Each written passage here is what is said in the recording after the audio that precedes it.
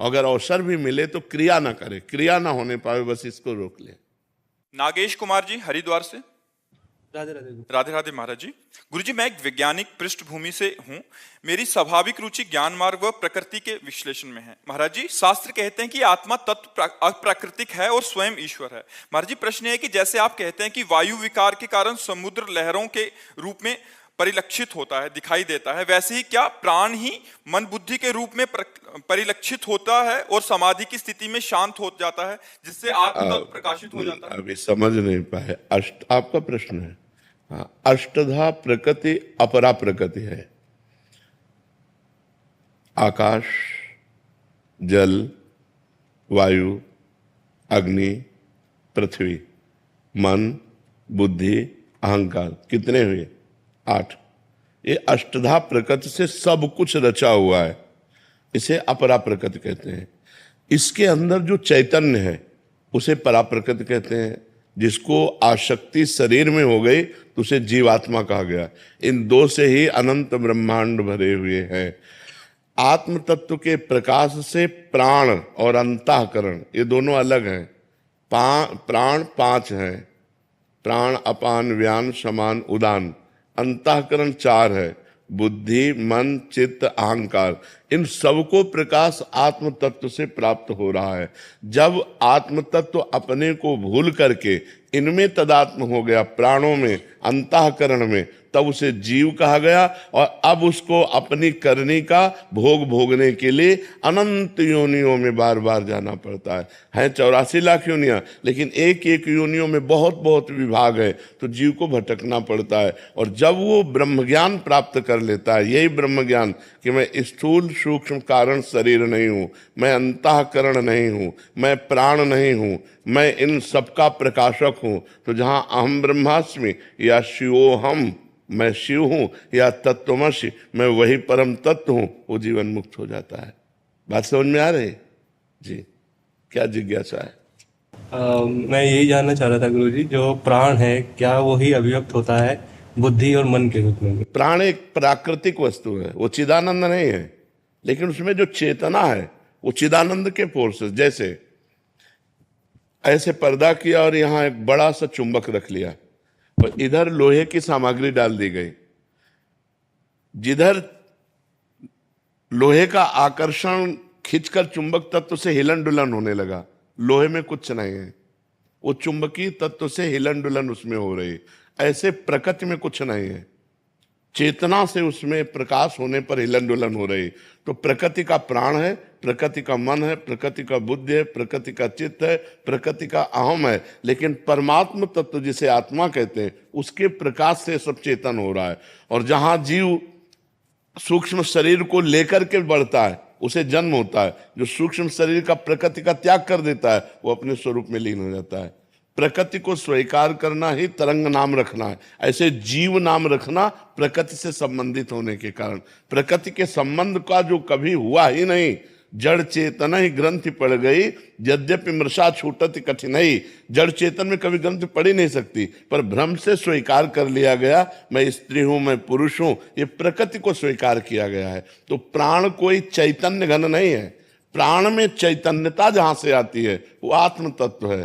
प्राण एक जड़ वस्तु है, उसमें चैतन्यता आत्म तत्व से आती है। आत्म तत्व से ही प्रकाशित होकर पूरा अंतःकरण काम करता है। ये सब भागवती के अंदर से, जैसे पर्दे में सब कुछ दिखाई दे रहा है लेकिन बालकनी के नीचे से फोकस आ रहा है, तो आत्म तत्व के फोकस से ही प्रकाशित हो रहे हैं। प्राण जड़ चैतन्य का ये जो भेद स्वरूप अपना अहम है, ये भी उसी से प्रकाशित हो रहा है। सब कुछ उसी से प्रकाशित हो रहा है। सबकर परम प्रकाशक जोई। आप समझ पा रहे? प्राण में स्वयं की सत्ता नहीं। तो महाराज जी, जैसे प्रकृति अष्टाध्याय प्रकृति हो गई जी, तो जैसे कोई जैसे समुद्र है, तो समुद्र के अंदर तरंग आया जी, और फिर वो समुद्र में ही विलय हो गया। जी। तो समुद्र एक माध्यम, समुद्र आधार है, आधार हो गया, माध्यम नहीं है, आधार हो गया। आधार है। तो ऐसे ही क्या जो स्फुरणाएं होती हैं, जी। तो उनका आधार अंतःकरण, न कि आत्मा। प्राण प्राण तो केवल संचलित करने का काम कर रहे हैं।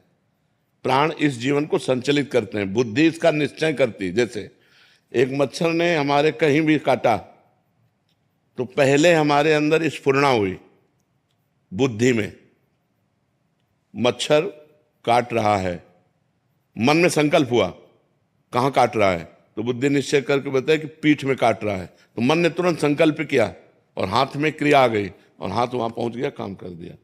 आत्म तत्व इसमें कहीं नहीं है, ये चेतना का प्रकाश है, बुद्धि में चेतना का प्रकाश है और ये सब जड़ यंत्र हैं। जैसे आप बिल्कुल समझ लीजिए पूरी फैक्ट्री चल रही, लेकिन किससे चल रही? बिजली से। ऐसे ही आत्म तत्व से सब क्रियाएं हो रही हैं, सब क्रियाएं नाना प्रकार, और इतनी विचित्र क्रियाएं हो रही हैं कि अगर विवेक ना हो तो आपको समझ में नहीं आएगा। जैसे एक बिजली है ठंडा कर रही है, एक बिजली है प्रकाश दे रही, एक बिजली है हीटर में गर्मी दे रही। वही बिजली ऐसा कैसे हो सकता है कि गर्म, वही बिजली ऐसा कैसे हो सकता है ठंडा, वही बिजली ऐसा कैसे प्रकाश, वही बिजली ऐसा कैसे बहुत बलशाली मशीनों को चला रही। तो बिजली का यह स्वरूप नहीं है, ये करणों का स्वरूप है। बिजली जिस करण में गई वैसे ही स्वरूप हो गया, ऐसे आत्म स्वरूप। अब ये करण है, कोई बहुत दुष्ट स्वभाव का अंतःकरण वाला है तो वही आत्म स्वरूप का बल उसे दुष्टता प्रदान करेगा। कोई साधु स्वभाव वाले का है, वही आत्म स्वरूप उसे साधुता प्रदान करेगा। बगैर इनमें कोई बल नहीं, वो ऐसे हुआ कि सब सिस्टम ठप। जैसे बिजली गई तो सब सिस्टम ठप, तो वो बिजली है आत्मा। यद्यपि बिजली प्राकृतिक है और वो चिदानंद में है, कैसे बिजली एक देशी है और वो सर्वदेशी है। तो समझ पा रहे हैं आप? खुशी खनेजा जी दिल्ली से। श्री हरिवंश महाराज जी, महाराज जी आपके चरणों में कोटि कोटि प्रणाम। आपके श्रीमुख से सुना है कि केवल भगवत कार्य या चिंतन ही सत्य है, अन्य सभी कार्य सुख का पर्दा किए हुए दुख हैं। महाराज जी मेरा प्रश्न है कि यदि कोई कार्य हमारे अनुकूल होता है और उसमें हमें सुख की अनुभूति होती है, तो हम कैसे पहचाने कि वह कार्य वास्तव में सत्य है या केवल अस्थायी सुख का आभास देकर अंततः भगवान के सिवा और जहां कहीं भी सुख की अनुभूति हो माया जनित है। हर्षित होना माया का है और प्रसन्न होना भगवान का है। हर्ष का द्वंद्व है शोक। जैसे कोई हमारे अनुकूल कार्य हो गया तो हर्षित हो गए, और कोई भगवान के अनुकूल कार्य हो गया तो हमें एक प्रसन्नता होती है कि गुरु ने कहा था 11 माला जपना है, भगवान की कृपा से 11 माला पूर्ण है। तो इसमें हर्ष नहीं होगा, इसमें आनंद होगा। और कोई समस्या हमारे जीवन में है और वो जब अनुकूल हो जाएगी तो हमें हर्ष होगा, नहीं होना चाहिए। नहीं तो प्रतिकूलता जब आएगी तब आप शोकित हो जाएंगे। तो समस्याओं में, संसार में, अपनी चाहिए हुई वस्तु में, जैसे हमारे मन में आया कि आज हमको ये भोगने को मिले, खाने को मिले, मिला तो आप हर्षित हो गए, तो आपको शोकित होना पड़ेगा, वो भागवतिक नहीं है। लेकिन अचानक आपको कोई वस्तु मिल जाती है और आपको वो प्रिय है और भगवान को भोग लगा के आप पा लेते हैं, तो आपको आनंद प्राप्त होगा, क्योंकि आपने कामना नहीं की थी, आपने संकल्प नहीं किया। और आपको हंसी आएगी कि वाह प्रभु वाह, ये तो बहुत आपका चमत्कार हुआ कि यही पसंद था, आपने ऐसा कर दिया। वो सीधे प्रभु से कनेक्शन रखता है, वो व्यक्ति वस्तु घटना परिस्थिति से कनेक्शन नहीं। जो व्यक्ति वस्तु घटना परिस्थिति से संबंध से हमें जो सुख मिलता है वो माइक सुख होता है, और जो केवल नाम भगवान, भगवान के रूप, भगवान की लीला और भगवान के विधान। जैसे किसी ने, हजारों लोगों ने नमस्कार किया और 2 ने थप्पड़ जमा दिए, तो दोनों में हमें समान रहना है, क्योंकि हजारों में विधान किया भगवान ने तो उन्होंने नमस्कार किया, और 2 को विधान करके भेजा कि इसका नशा उतारो सम्मान का, तो उसने थप्पड़िया दिया। तो हमें दोनों में प्रसन्न रहना है कि मेरे प्रभु का विधान है। हम उस घटना परिस्थिति को नहीं देखते, मेरे प्रभु का विधान है, ऐसा सोचना है। तो हमको प्रभु के विधान में आनंदित रहना है, न हर्षित होना है न शोकित होना है। जो ध्यान करके सुन लीजिए, व्यक्ति वस्तु स्थान घटना परिस्थिति में हर्ष या शोक होता है वो माइक होता है, और जो भगवान के संबंध से होता है वो आनंददायक होता है, वो प्रसन्नता प्रदान करने वाला होता है। आकाश पंचवानी जी मध्य प्रदेश। राधे राधे श्री राधे राधे महाराज जी, आपके चरणों में कोटि कोटि प्रणाम। महाराज जी आपका भाव ये है कि जो मतलब हमारे ग्रहों का जो हिसाब किताब होता है, तो जो उसमें उपाय बताए जाते हैं पंडित जी जन द्वारा, तो वो महाराज जी करने से क्या वो परेशानी ठीक हो जाती है, या जैसे वो बताएं वैसे ही करें, या कुछ और भी कर सकते हैं? देखो, जब ग्रह विपरीत होते हैं तो उनकी शांति के लिए वैदिक अनुष्ठान है। वैदिक अनुष्ठानों का अगर हम सांगोपांग ब्राह्मण के द्वारा अनुष्ठान कराएं तो ग्रह नक्षत्र जो हमारे विपरीत होते हैं वो उतना उपद्रव नहीं कर पाते, ये वैदिक सिद्धांत है। लेकिन यदि भगवान की आराधना की जाए तो कुछ नहीं बिगाड़ सकते। जो पे कृष्ण चरण मन अर्पित तो का करी है नवग्रह रंक। ऐसे ही जानकी नाथ सहाय करें तब कौन बिगाड़ सके नर तेरो। शुक्र शनिचर राहु केतु सब क्षण में हुई हैं तेरे चेरो। जानकी नाथ सहाय करे तो कौन सीम की चाप सके को तासु। बड़ रखवार रमापति जासु। यदि भगवान तुम्हारे अनुकूल हैं और शनिचर 7.5 है तो कुछ नहीं बिगड़ने वाला, मंगल ही मंगल होगा।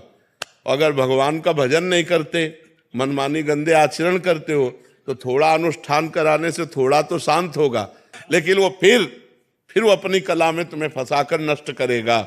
इसलिए हमें लगता है कि जो वैदिक अनुष्ठान करवा सके तो करवा ले, नहीं भगवान का नाम लेकर के, भगवान का आश्रय लेकर हर ग्रहों को शांत किया जा सकता है। खूब नाम जप करो, हर ग्रह शांत हो जाएंगे, अपने आप शांत हो जाएंगे। कह रहे कि पढ़ो चिंतन, जैसे कुछ भी परेशानी आती है तो ऐसा लगा 7.5 आ गया। ले ऐसा कर। अच्छा ये बताओ, जिसके ग्रह नक्षत्र विपरीत नहीं होते उसको समस्या नहीं मिलती क्या? जो हमने पाप कर्म किए वो हमें भोगने पड़ेंगे कि नहीं भोगने पड़ेंगे? तो शरीर की रचना 2 कर्मों से हुई, पाप और पुण्य दोनों के मिश्रित से हुई, तो कभी सुख आएगा कभी दुख आएगा। हाँ, ग्रह नक्षत्र विपरीत होते हैं तो हमको परेशानी ज्यादा पड़ती है, हमें समस्याएं ज्यादा आती हैं। तो हम ग्रह नक्षत्रों की शांति का उपाय बिल्कुल सरल उपाय है, राधा राधा राधा राधा राधा। जो पे गोविंद चरण मन अर्पित तो करिए का नवग्रह रंग। और हर नवग्रह अनुकूल है आपके, और आप भगवान के प्रतिकूल हो तो तुम्हारा विनाश ही विनाश होगा, तुम्हें कभी लाभ प्राप्त थोड़ी हो सकता है। मान लो बड़ा अधिकारी हमसे नाराज हो जाए, होमगार्ड हमसे हाथ मिलावे तो फायदा क्या होगा? आप विचार करके तो हमारा क्या लाभ मिलने वाला है? तो बड़े अधिकारी अखिल कोटि ब्रह्मांडों के पास भगवान है, हम भगवान के प्रतिकूल चल रहे हैं तो कुछ नहीं होगा। और कुछ ना करो और केवल भगवान का आश्रय ले लो, हर ग्रह नक्षत्र आपके अनुकूल होंगे। कभी इनकी हमने मान्यता ही नहीं की कि कोई, और कभी ये विचरवाना ही चरवाना नहीं चाहिए, नहीं कि अब हमारे आगे क्या होने वाला है, आगे जो होगा सो देख लेंगे, भगवान देख लेंगे, हम भगवान के शरण में है, राधा राधा राधा। समझ रहे ना? ये आज की समस्या में तो हम परेशान है, आगे की समस्या और हम मोल ले कि आगे क्या होने वाला है। अरे ब्रह्मा जी ने जो हमारे भाग्य में लिख दिया उसे कोई मिटा नहीं सकता, बात समझना। जो विधना ने लिख दिया 6ठे राव के अंक, राई घटे न तिल बढ़े, राई घटे न तिल बढ़े, रहुरे जीव निशंक। एकदम निर्भय रहो और भगवान का भरोसा रखो, सब जगह ठीक हो जाएगा। महाबलवान रावण था, भगवान से विमुख होकर शनि को बांध दिया था, अपने काबू में किए हुए था, समस्त ग्रह नक्षत्र देवी देवता सब। लेकिन क्या हुआ? अंत में क्या हुआ? उसकी खोपड़ियों को जैसे कोई फुटबॉल मारता है ना, ऐसे बंदर लात मारते थे। तो वो मंदोदरी जी ने कहा, राम विमुख अस हाल तुम्हारा, ये जो तुम्हारा हाल है ये राम विमुख अस हाल तुम्हारा, रहा न को कुल रोवन हारा। और जबकि इतना सामर्थ्य था कि शनि को भी बंदी बनाए हुए था। तू बिगाड़ने आया हमारे ऊपर 7.5 में ना, उसी को बंदी बना दिया।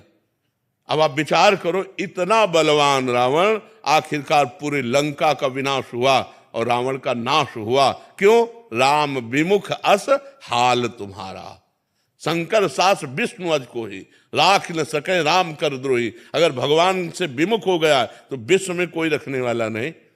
इसलिए हमें लगता है भगवान का आश्रय लेकर हमें नाम जप करना चाहिए। और अगर हमारे पास धन हो, व्यवस्था हो, तो पंडितों को बुलाकर विद्वान जनों से गृह शांति भी करवा लेना चाहिए, कोई परेशानी नहीं है। लेकिन ये पक्की बात है, अगर आप गृह शांति ना भी कराएं और भगवान का नाम जप करें तो आपका अमंगल नहीं हो सकता, मंगल ही होगा। क्योंकि आज तक भगवान के भजन करने वाले का अमंगल नहीं हुआ, जो भगवान का भजन करते हैं।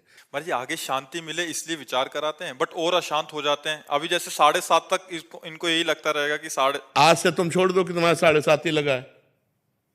विश्वास भी जो चीज होती है, नाम जप करो, खत्म, कोई 7.5 नहीं। ये सब हमारे विश्व ब्रह्मांड के पदाधिकारी हैं, ये सब अधिकारी हैं। जैसे शनि है, राहु है, ग्रह हैं, गुरु हैं, बृहस्पति हैं, मंगल है, ये सब हमारे सिस्टम के अधिकारी है। और समस्त सिस्टम का मालिक कौन है? भगवान, और हम भगवान की शरण में तो सिस्टम हमारे अनुकूल होगा कि प्रतिकूल? सब सिस्टम अनुकूल होगा, सब अनुकूल हो जाएगा। मंगल भवन अमंगल हारी। तो इसलिए आप लोग समझिए इस बात को। एक आदमी घोड़े की नाल की अंगूठी पहने था, लोहे की। हाँ, हमने कहा, तो उसने कहा ये छल्ला इसलिए धारण किए हैं कि हमारे ऊपर शनि का है प्रकोप है, तो प्रकोप नहीं होगा। अरे उस घोड़े से पूछो जिसकी तुम नाल पहले हो कि कितना वजन लाद के उसको दौड़ाया जाता है। अरे उसकी किस्मत तो खराब है, तुम्हारी किस्मत उसकी नाल पहनने से बन जाएगी। पूरी नाल ठोकी हुई है और उसकी किस्मत नहीं बदल रही है, तो तुम्हारी अरे राम राम जपो, राधा राधा जपो, कृष्ण कृष्ण जपो, तुम्हारा मंगल होगा। भाव कुभाव अनख आलस हो, नाम जपत मंगल दिस दसो। इस बात पर विश्वास करो। तो आप भैया निश्चिंत रहो, खूब नाम जप करो। और होई है सोई जो राम रचि राखा, को कर तर्क बढ़ावे। ये कुछ नहीं बिगाड़ सकते। श्रीकांत जी काशी से। राधे राधे महाराज जी। महाराज जी, मन अशांत क्यों रहता है? भगवान का चिंतन नहीं हो रहा, इसलिए। मन सच्चिदानंद भगवान का अंश है। इंद्रियाणाम मनश्चास्मि, इंद्रियों में मैं मन हूं। अगर मन को हम भगवान के चिंतन में नहीं लगाएंगे तो असंतुष्ट रहेगा, चाहे जितना सुख दे लो। तब लग कुशल न जीव को, सपने हूं मन विश्राम।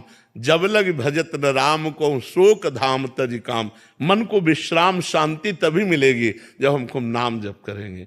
तो नाम जप करो आप, फिर देखो आपके मन को आनंद आता है कि नहीं आता। हर कष्ट में आनंद आएगा, हर परिस्थिति में आनंद आएगा। जैसे हम आपसे हंस करके बात कर रहे हैं आपसे, लेकिन हमारी शरीर की परिस्थिति बहुत डाउन है। दोनों किडनी फेल हैं, डायलिसिस होता है, परेशानियां हैं, लेकिन हम कोई परेशान नहीं। परेशान हो तो आपसे परेशान की तरह बात कर रहे हैं, हम तो आनंद से बोल रहे हैं। तो मन प्रसन्न है हमारा, शरीर हमारा रोग ग्रसित है, लेकिन आपके अंदर तो राधा जी कृष्ण भगवान है ना, इसलिए आपको हाँ बस भगवान, हाँ भगवान की कृपा का आश्रय लो और नाम जप करो, देखो मन शांत हो जाएगा। खूब राधा राधा राधा राधा और आनंदित। अनुष्का जी विदिशा से। श्री हरिवंश महाराज जी। महाराज जी, व्यवहार में सभी जन अलग अलग हैं, मन भ्रमित होता है, सब में भगवान के दर्शन कैसे करें महाराज जी? अब फिर हमको वही बार बार उदाहरण देना पड़ता है।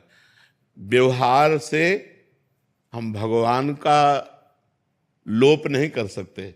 जैसे एक ही बिजली है, हमारा जीवन है। बिजली पानी उत्पन्न करती है, प्रकाश देती है, एसी चलाती है। बिजली देखो कितना हमें काम करती है, और बिजली मार देती है, छू जाए तो मार देती है ना। बिजली ठंडा है, बिजली गर्म है। तो ऐसे ही परमात्मा पावर है, खोपड़ी अलग अलग है।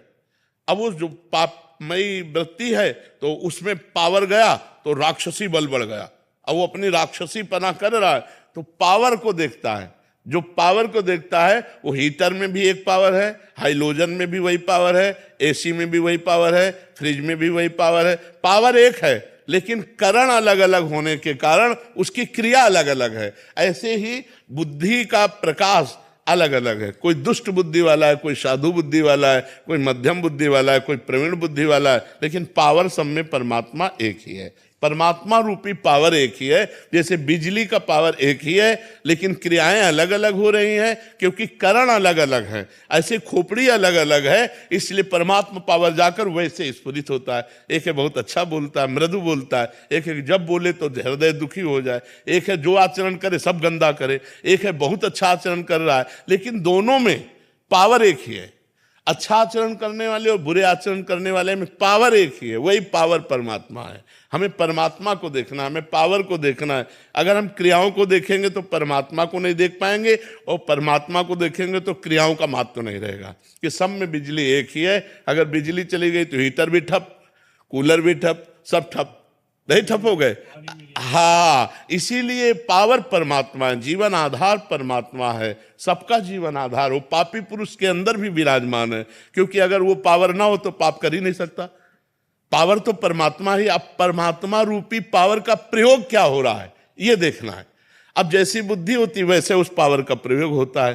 तो इसलिए हम भगवान को सब में देखें, क्रियाओं को ना देखें, नहीं तो हम भगवान को नहीं देख पाएंगे। गौरव पांडे जी लगता राधा वल्लभ श्री हरिवंश महाराज। श्री हरिवंश महाराज जी। महाराज जी, आपसे सत्संग में सुना कि हमको सिर्फ नाम जप करना है और इसके सिवा हम कुछ कर भी नहीं सकते। अगर कुछ कर सकते हैं तो सिर्फ अपना बुरा कर सकते हैं। अगर छूट हो जाए तो हम कहाँ गिरे, हमारा चिंतन कहाँ, हमारे हृदय की मांग क्या है, हमारी दृष्टि कहाँ। अगर हम रुके हैं तो कृपा की बाढ़ हमें रोक रखिए। महाराज जी, आपकी कृपा से सब अच्छा चल रहा है, पर कभी कभी मन जो पुराने व्यसन छूट चुके हैं, संसारिक प्रतिकूलता आने पर बहुत जोर से उधर ले जाता है मन, जिससे परेशान हो जाता हूं और इस मन इसी से लड़ाई तो भी बचना है। नवीन कुसंग से और पूर्व संस्कार से हमारा युद्ध होता रहता है। जैसे नवीन कोई हमने दृश्य देखा, कोई बात सुनी, कोई भोग सानिध्य हुआ तो भोगने की इच्छा हुई। नवीन कामना, भोगे हुए भोगों की तृष्णा, यही से तो युद्ध होना है। वो भोगा था, अच्छा लगा था, ये मन चिंतन करवा करके उधर ले जाना चाहता है।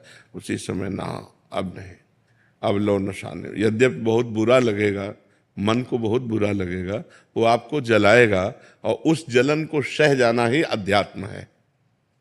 यम ही न व्यथ्यन्ते पुरुषम पुरुषर्षभ। जो मन के द्वारा दी हुई व्यथा से परास्त नहीं होता, व्यथित नहीं होता का मतलब है परास्त नहीं होता। जैसे हम आपसे मिलना चाहते हैं और कोई हमें सुख मिला है आपसे, अब मन विवश करेगा आपके पास चलना, नहीं, अगर गलत है नहीं मुझे जाना, नहीं, अब वो जलाएगा, ना भजन में लगेगा, ना कहीं नहीं लगेगा, बस वो बार बार वही प्रश्न करेगा, वहीं चलो वहीं चलो, वो बार बार वही भोग मांगेगा हमको बार बार कर। नहीं, तू चाहे मार डाल, मैं नहीं जाऊँ, कुछ भी कर, राधा राधा राधा। वो थोड़ी देर जलन देगा, शांत हो जाएगा। फिर दोबारा जब उठेगा तो पहली बार 15 मिनट जलन दी थी, अब की बार 10 मिनट जलन देगा, फिर 5 मिनट, फिर 2 मिनट, फिर सदा सदा के लिए राधे राधे हो जाएगा। पर इतनी क्षमता रखनी पड़ेगी कि उसके इस वार को सहना पड़ेगा। उसका स्वभाव है प्रमथन, मन को मत डालना, एकदम व्याकुल, यार सब बाद में देखेंगे, पहले ये खा लेते हैं, पहले ये भोग लेते हैं, पहले ये पी लेते हैं, पहले ये देख लेते हैं। उसका ऐसा स्वभाव है। मन के स्वभाव को सह जाना यही साधुता है। सहत सहत बाढ़ भगति गृह तन गुरु हितगार। जब ना सहन हो तो रो पड़ो, भगवान को साक्षी करके, हे नाथ आप देख लो हमारी दुर्दशा होने के लिए ये क्या मन कर रहा, प्रभु आप संभालो, मुझे सामर्थ्य दो प्रभु। उस समय प्रभु को पुकारे, उस समय नाम कीर्तन करने लगे, उस समय सत्संग सुनने लगे, उस समय किसी साधक से बातचीत करने लगे। एकांत में तो फिर टिक पाना बड़ा मुश्किल है। जब हमारा मन किसी विषय पर अरज गया हो और हम एकांत में तुम्हारा बार बार तुम्हें परास्त करेगा, उस समय हमको खोजना है कि किस विषय से शांत होगा। कोई शास्त्र स्वाध्याय, कोई सत्संग सुनना, किसी साधक के पास बैठ जाना, कुछ नहीं है तो जोर जोर से भगवान को पुकारना, राधा राधा किशोरी जू, हे लाल जू, हे प्रभु मुझे बचाओ मेरा मन ऐसे। क्योंकि इसको सहना बहुत कठिन है। बातें बना लेना, उपदेश दे लेना, उपदेश सुन लेना सब सरल है, लेकिन जब ये हठीला मन किसी विषय पर हट कर लेता है कि मुझे ये चाहिए, मुझे ये भोगना है, फिर बड़ा मुश्किल हो। फिर तो मतलब घबराहट पैदा कर देगा, भारी जलन पैदा कर देगा, व्यथा पैदा कर देगा, कहीं लगेगा नहीं तो आपको भी बुद्धि सलाह देगी, अरे कर लो, आज के बाद कभी नहीं करेंगे, पर आज कर लेते, शांत तो हो जाएगा मन, बस मर गए, अब फंसा लिया। फिर शांति जब होगी ना तो कहेगा कि नहीं करूंगा, पर पुनः जब संकल्प भरेगा तो तुम लड़ नहीं पाओगे, तुरंत वही करना पड़ेगा। फिर 2-4 बार हारने के बाद मन क्या कहेगा, अब तुम जीत सकते ही नहीं, लगे रहो इसी में। फिर वो जीव कि यार साल भर तो हमने छोड़ा था, फिर यार हम नहीं छोड़ पाए, फिर हम गिर गए। पहला जो विषय छोड़ा है उसको चांस मत दो। अगर चांस दिया तो फिर तुम्हें चांस नहीं देगा वो जीतने का, ये पक्का समझ लो। पूरा जीवन का जीवन निकाल देगा और आपकी हिम्मत नहीं पड़ेगी कि उससे आप लड़ सको। और एक बार लड़ना सीख गए, एक बार परास्त कर दिया तो आपके अंदर आनंद उठेगा कि यार वो बात से हम बच गए, वो बात से हम बच गए। तो आप हर बात जो बुरी है उसको आप परास्त कर देंगे। ये अध्यात्म की बात है। थोड़ा इसमें सहन करना सीखना पड़ेगा। तितिक्षु भगवान आज्ञा करते हैं, मात्रा स्पर्शास्तु कौन्ते शीतोष्ण सुख दुखदा। ये जो है आगमा पाइनो अनित्यास्तास्तितिक्षस्व भारत, ये आगमा पाइना आने जाने वाले हैं, इनको तास तितिक्षस्व भारत, इनको सह मात्रा स्पर्शास्तु कौनते शीतोष्ण सुख दुखदा। ये जो गर्मी सर्दी अनुकूलता प्रतिकूलता लाभ हानि ये नाना प्रकार की ये आने जाने वाली हैं, काम क्रोध लोभ ये वृत्तियां आने जाने वाली टिकने वाली नहीं। इसलिए हे अर्जुन तुम इनको सहन करो, ये भोगने से नहीं शांत होंगे। और हमारी इंद्रियां चंचल हैं और मन इंद्रियों के अधीन है और बुद्धि मन के अधीन है, तो वो भी सलाह देती भोग लो। और अगर बुद्धि भगवान में लगी हुई है तो वो कहेगी नहीं गलत है, हम नहीं करने देंगे। तो अगर बुद्धि ना कर दे तो मन कुछ नहीं कर सकता फिर। लेकिन मन इतना बलवान है कि वो बुद्धि को अपने अधीन करा के दस्तखत करवा लेता है और इंद्रियों के साथ भी मनमानी विचरण करता है। इसलिए खूब नाम जप करो, सत्संग सुनो और सहन करना सीखो। जो सहन कर गया वही आगे बढ़ गया, जो टूट गया वो बिखर गया है संसार में। अभी 6-7 दिन पहले ऐसे ही हुआ था कि मतलब जो व्यसन छूट चुके हैं पूरी तरीके से, तो कुछ ऐसी चीज़ें हुई, किसी से बातचीत कहा सुनी हो गई, तो मन बार बार उसी चीज़ों में ले जा रहा था। तो मतलब जैसे आप कहते हैं कि विचार आएगा फिर संस्कार बनाएगा फिर संकल्प होता है, तो वो हो ही गया था। फिर मुझे लगा अब मैं भ्रष्ट हो जाऊंगा तो भगवान से ये प्रभु अब नहीं हो पा रहा है, हमसे हम भ्रष्ट हो जाएंगे। उसी समय कुछ ऐसा प्रभु ने कृपा की कि हुआ तो क्रिया नहीं हो पाई किसी तरीके से, तो बच गए। अब जैसे महाराज जी मन में आता है कि अब जैसे दीक्षा आप कृपा हो रही है, आपकी कृपा से ही सब हो रहा है, वरना हम तो किसी लायक नहीं थे, हम तो कहाँ पड़े थे तो हमको ही पता है।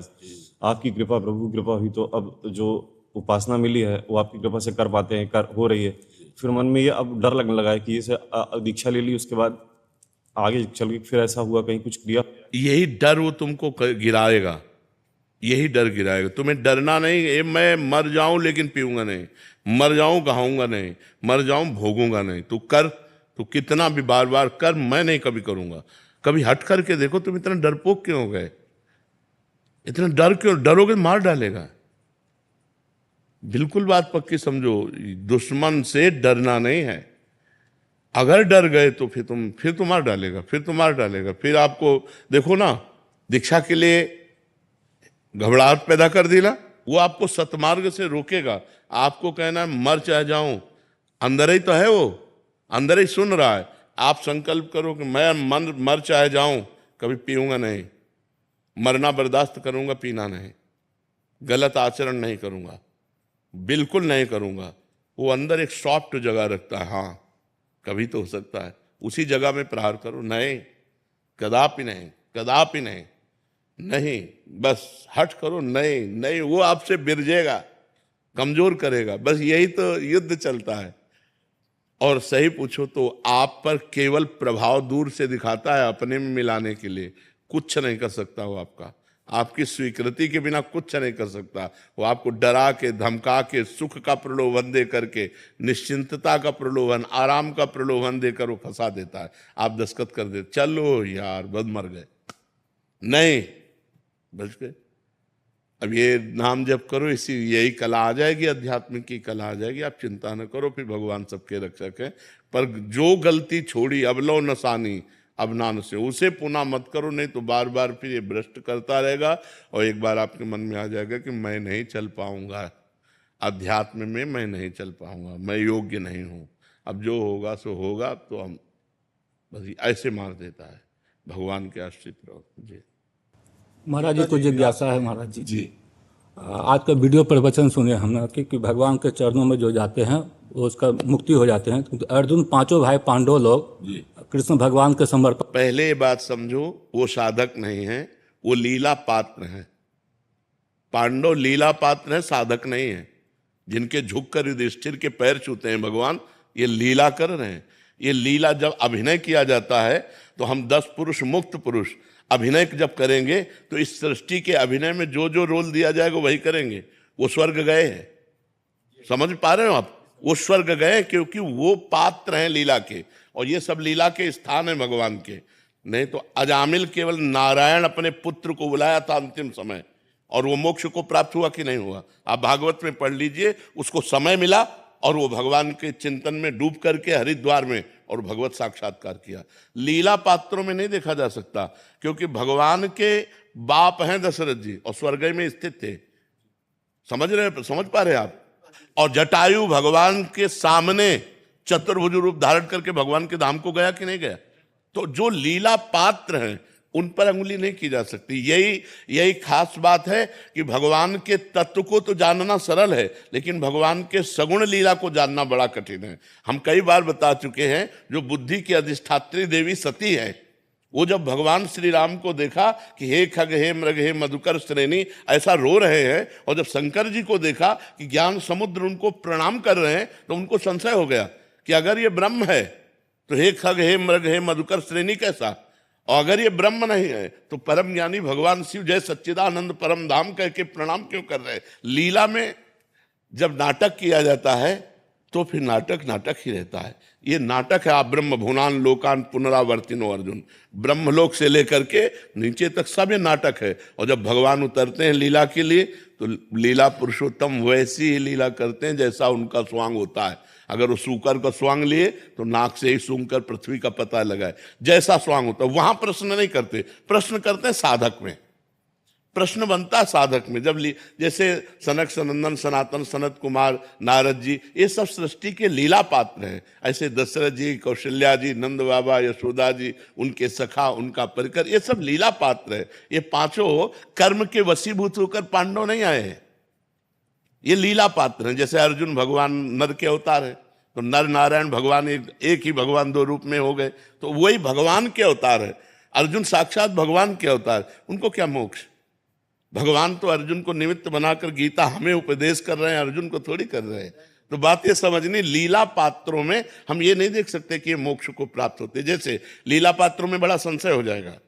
सूत जी महाराज 88,000 ऋषि शौनकादि जमीन पर बैठे हैं और सूत जी महाराज सिंहासन पर बैठे हैं, और सिंहासन पर जो आसीन होता है वो जगत गुरु पद होता है।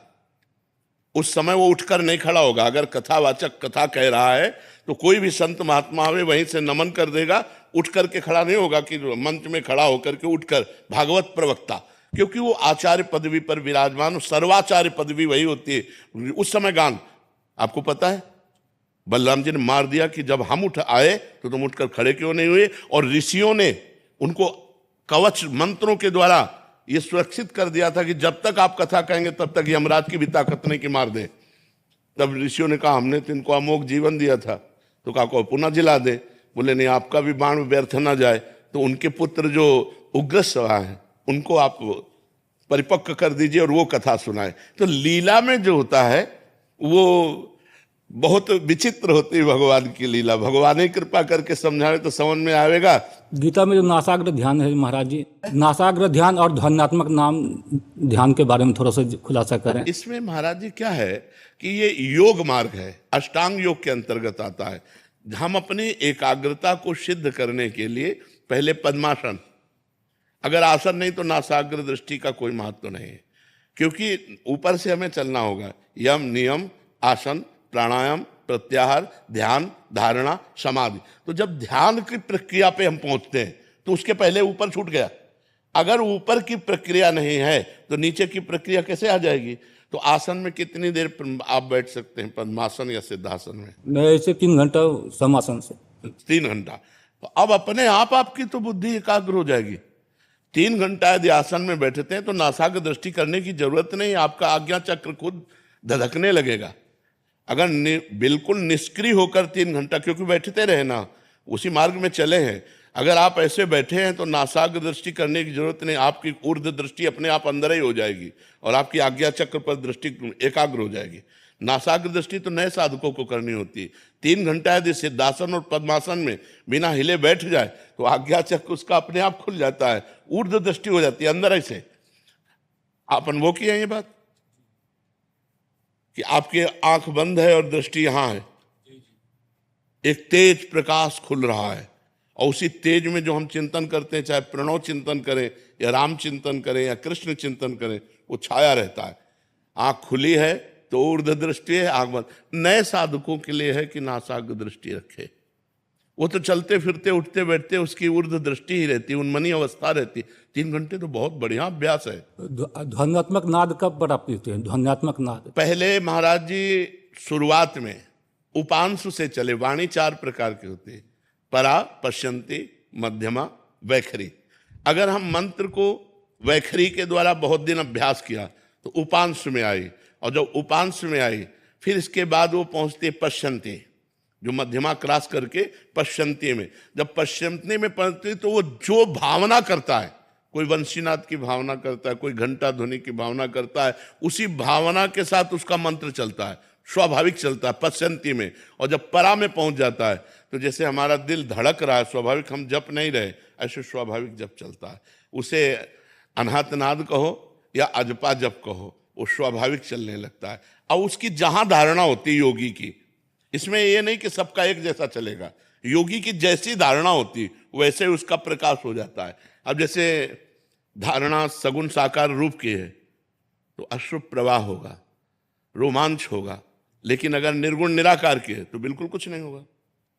वो शांत भाव में बैठा हुआ अपने स्वरूप की स्थिति तक जाएगा। और सबका सार यह है अचिंत्य स्थिति।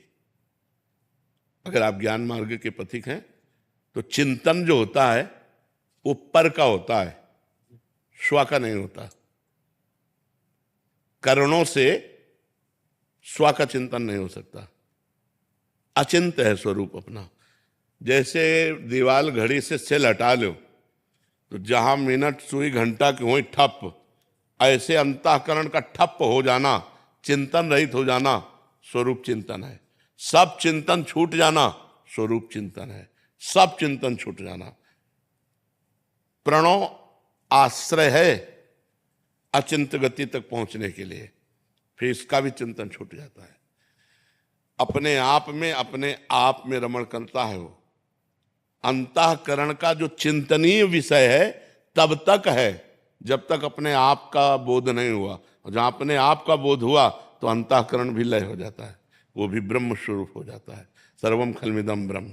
जब तक ब्रह्म बोध नहीं होता तब तक ये साधन है, और ब्रह्म बोध कर फिर इन साधनों का कोई अस्तित्व नहीं रहता, क्योंकि जीव कभी बंधन को प्राप्त ही नहीं हुआ। मैं महाराज जी गांव में 26 साल से रह रहा हूँ, 98 से। उस गांव में कुछ चंडी माता का मंदिर है, वहाँ के लोग जो पुराना है ना, बलि बहुत देते हैं। कितने समझाए बलि बंद करो तो नहीं करते हैं। हम ये कहना चाहते हैं कि जगत जननी जगदम्बा, अगर जगत जननी शब्द हट जाए फिर आप कुछ करो तो हम बात तुम्हारी समझें, लेकिन उनको जगत जननी कहा गया है। और जगत के अंदर पशु पक्षी भी हैं, वो सबकी माँ है। क्या माँ अपने बेटे की बलि से प्रसन्न होगी? या आज तक जिन्होंने बलि दिया है क्या वो पूर्ण रूप से सुखी, शांति, लोक परलोक में आनंद प्राप्त? नहीं। अगर आपने किसी भी देवी देवता का निमित्त बनाकर पशु की हत्या की है तो उस हत्या का अपराध आपको भोगना पड़ेगा। कोई देवी देवता हत्या से प्रसन्न नहीं होते। देवी देवता प्रसन्न होते हैं कि हम फलों की बलि दें उन्हें, हम उपवास करें, उनके लिए तप सहे, उनके लिए कष्ट सहे। अन्न का गला उतारने में, पशु पक्षियों को, अबोध जीवों को मारने में कौन सी देवी प्रसन्न हो जाएंगी? वो जगत जननी है, जगदम्बा है, अन्नपूर्णा है, विश्व का भरण पोषण करने वाली। वो ये मूर्ख लोग हैं जो ऐसा समझते हैं कि देवी खून पीती। देवी खून पीती उनका जो जगत में हाहाकार मचा करके सीधे सरल लोगों की हत्या करते हैं, उनका खून पीती है। जैसे महिषासुर शुंभ काट करके इनको चला दिया। वो माँ विकराल अपने ही पुत्र को इसलिए मार रही कि तू लाखों के नाश करता है, इसलिए तेरा नाश करूंगी। तो यद्यपि माँ जगत जननी ये छोटे छोटे बकरे पशुओं की हत्या से माँ प्रसन्न होने वाली नहीं। ये दुष्ट लोग हैं, ये मूर्ख लोग हैं जो इस बात को नहीं समझते हैं। अपनी दुष्टता को काबू में करो। किसी जीव की हत्या से कभी परमात्मा प्रसन्न नहीं होता। वो माँ रूप में परमात्मा हो, वो शिव रूप में परमात्मा हो, राम रूप में परमात्मा हो, वो किसी भी रूप में, वो एक ही परम तत्व परमात्मा है, दूसरा कोई नहीं है। इसलिए अगर कोई कहता है कि बिना इसके उपासना सिद्ध नहीं होती तो रामकृष्ण परमहंस जी ने कब बलि दी? जी नहीं दी। आप विचार करके दीजिए। और साक्षात काली मां उनसे बात करती थी। इनके जैसा कौन होगा? मतलब विश्व युगों में ऐसे महापुरुष प्रकट होते हैं और साक्षात्कार किया काली जी का, और कब किसी पशु की बलि चढ़ाई? तो ये मूर्ख लोग हैं जो ऐसा करते हैं। हम प्रार्थना करेंगे उनसे कि वो ऐसा ना करें। अगर बलि ही चढ़ाना है तो नारियल की बलि चढ़ाइए, नींबू की बलि चढ़ाइए। किसी जीव की बलि चढ़ाने से माँ प्रसन्न नहीं होती। अगर प्रसन्न हो जाए माँ, या देवी सर्वभूतेषु बुद्धि रूपेण संत्या, तुम्हारी बुद्धि प्रकाशित हो जाएगी, तुम्हें ज्ञान प्रकाशित हो जाए, तुम्हारे अंदर आनंद आ जाएगा। पशुता आती कि आनंद आती? पशुता। माँ का प्रसाद क्या है? त्रिगुण माया से मुक्त हो जाना, ये मनुष्यों की दैवी संपदा वालों की ये उपासना नहीं है। हमें लगता है ऐसा नहीं करना चाहिए।